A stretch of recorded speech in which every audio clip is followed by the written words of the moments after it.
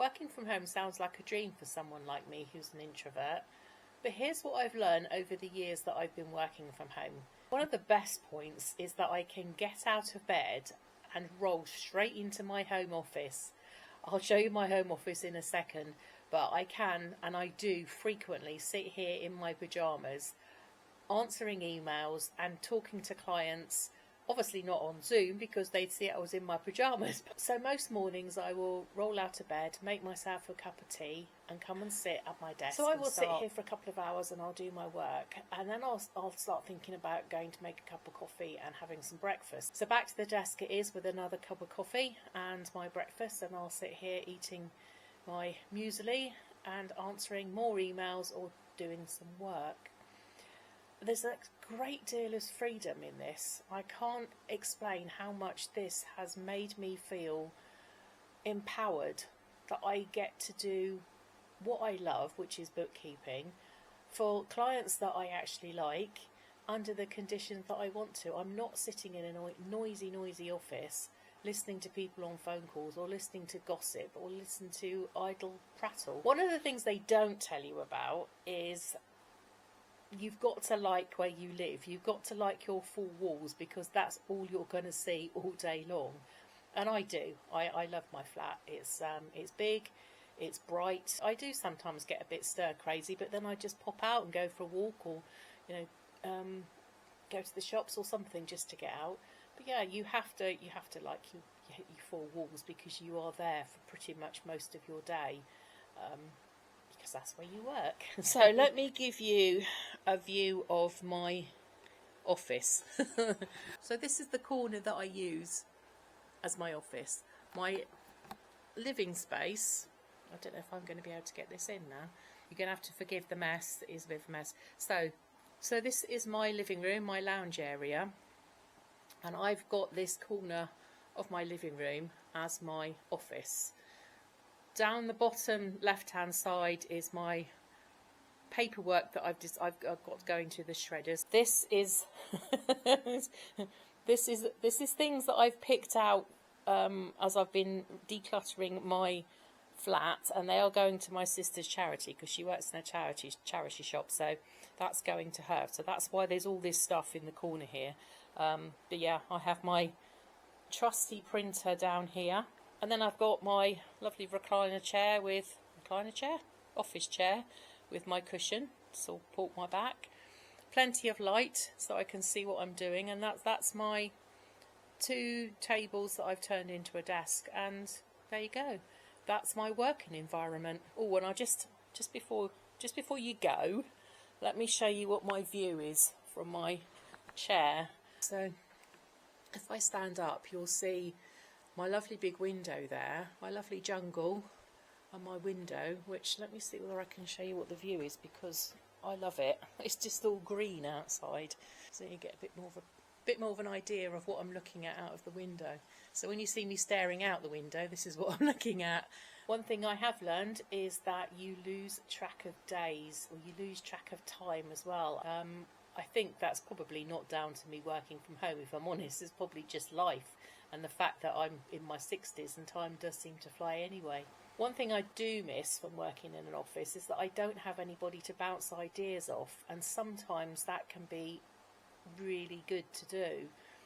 Other times it doesn't worry me so much. If I need to bounce an idea off of someone, I usually go to ChatGPT, if I'm honest with you. Me and ChatGPT are quite good friends now. I do like to have conversations with ChatGPT, because it does remind me of some things that I might forget, or they're not at the forefront of my mind, and it will tell me. But yeah, talking to a colleague or even a manager, sometimes it can be quite good to be able to bounce ideas off of, but you win some, you lose some. The amount of work that I do is dependent on me and me alone. So some days I will overwork, so I will work, well, I say overwork, but some days I can be overproductive and some days I can be underproductive, and it all depends on me. So I do have to make sure that I work to my schedule. So if I do have one day where I just work a few hours and then that's it, I've had enough for the day, I realise that I will have to work longer hours on another day. There's no one looking over your shoulder, and there's definitely no one micromanaging me. But yeah, there can be a downfall. You can be underproductive or overproductive. Procrastination is huge with me. I can really take a very long time to decide either the way I'm going to attack a project, or keep putting it off. I use a lot of automation in my business, but when I know I've got all of that to do, it is known for me to procrastinate an awful lot, because sometimes I just don't want to do it, or some days I can't be bothered, but it has to be done. So you've got to get around that. So with me, I know myself by now, and I know that if I'm feeling a little bit flat that day, I probably don't have the oomph to get on and start sorting out a big job or a big project like that. So I'll pick on something that's shorter, won't take me so long, and if I get that done, then I can do something else that's a small job, and I'll work like that. And some days, especially if I've had a good night's sleep, then I know that I am good to go with the big project, so I can start doing all of that stuff. But yes, you do have to remember that the timetable is yours to decide what it is, but the timetable is yours to decide how it works. So yeah, you have to be very proactive and not procrastinate as much as you'd like to. The next thing is something that I had absolutely no idea would be coming my way from starting up my own business. I am the wearer of many, many hats. Not only am I the bookkeeper, who's kind of like the employee that does the work, but I'm also the marketing manager, the IT tech, the CEO, and the financial director of my business, and everything in between all of that. I've learned so much over the 5 years that I've been running my own business when it comes down to marketing, because I didn't know about things like Google advertising or Google My Business, so you can get your business on your local address, or how much it costs to place an ad in a local magazine. Because all those decisions, they are down to you, and it's up to you whether you want to spend a lot of money on your advertising or whether you don't. I get a lot of work purely from the fact that I'm on Google, and people can Google me and find my website and then have a look at my website, decide whether they'd like to work with me or not. Building a website is something that I had to teach myself. I think I'm now using Wix, but I have tried GoDaddy, and there are loads of others like Squarespace and lots of other websites where it can host. You build your website, and then you host your website on the same platform. Basically, there are websites that just come out of the box. You just have to change the colours and obviously the text, and then put it into a format that is for your type of business. But I did actually build mine slowly over a couple of years, I think, is now. It's not it's not something that comes naturally to me, and again, ChatGPT has helped a lot. Looking at other people's websites has helped me a lot, but I never in my wildest dreams thought that I would ever build my own website, let alone do my own advertising. I mean, obviously the finance side of my business is right up my alley, because that's what I do for my living. But as a CEO and making the top decisions on things, I mean, that can be really difficult and quite stressful. So you have to be aware that there are lots of things that you will do in your business besides the actual work. IT, well, let me just show you. You have to forgive the dust because I haven't done any dusting, but let me just turn this around and I'll show you part of some of the tech that I've got.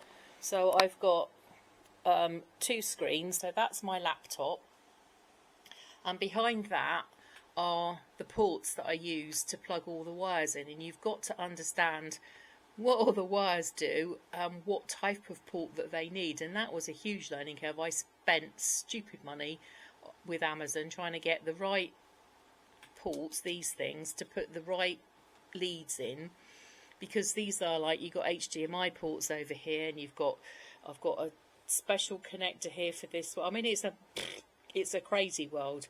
The normal wires that go into the laptop, and then I've got a big port here that is powered, because I've made a mistake of buying one that's not powered and it doesn't work properly. Self-doubt is one of the other things that they don't tell you about when you're starting up your own business. You do get a lot of self-doubt. I think I've talked about this many times. I'm a big self-doubter. I'm qualified as a bookkeeper. That is my practice license. So I am a qualified licensed bookkeeper. So I shouldn't have any doubts because I've passed exams to do it, and I have been working in finance departments for well over 30-40 years now. But it does take, it can cripple you sometimes, the actual self-doubt, but you just have to learn to live with it. So gaining new clients and losing some clients can be an emotional upheaval for me.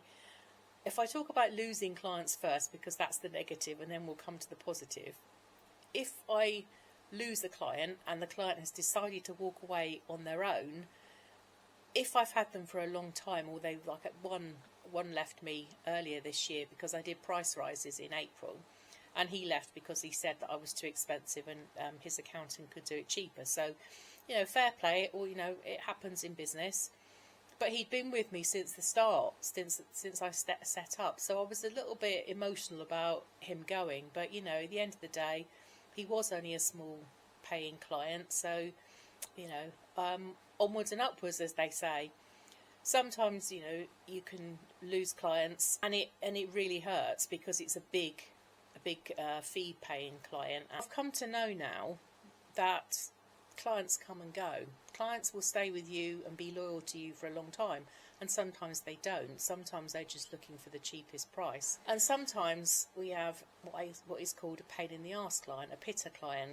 Then there's absolutely no point in me working with them, because I became self-employed because I didn't want to work in a busy office. I didn't want to work for somebody else, and I wanted the freedom to run my business and it be stress-free. So if a client starts giving me stress, they're sling your hook, mate, because, you know, I don't have to work like that. So they're the negatives. So let's move on to the positives now. So I have a piece of software, an app that goes onto my website, where people can book a meeting with me. So it's a virtual meeting, and we call it a coffee and chat. And I've got it set up so that it looks like we're just going to have a very friendly meeting with a cup of coffee and talk about their business and what they're looking for with a bookkeeper. And I thought that was a really nice, friendly way to do it. And I did nick that idea off somebody else. I'm willing to admit that. But it works. The buzz that you get when your email pops up to say you've got a new meeting, or I get a phone call and the client and the person on the end says, you know, I'd like to talk to you about bookkeeping. You do my bookkeeping for me. It does give you a buzz. That's one of the best things about running your own business, is when these clients come completely out of the blue. I've got one client that's verging on going into administration because their cash flow is practically non-existent. So it was a pretty heavy week. But then I got one of these phone calls from a client, and I think I had 3 last week. And lo and behold, 2 out of 3 of them so far have actually signed on the dotted line with me. So I mean, I can't be more happy than that. And the third one looks as if they're going to do the same. I think that this person just wants to get their tax return done by their old accountant first, and then they'll come to me. So lots and lots of highs and lows with running your own business. But everything that you pay for, so your rent, your mortgage, your council tax, your electric bill, you know, your water rates, your everything like that, all comes down to you. You don't have an employer that is paying you regularly each month.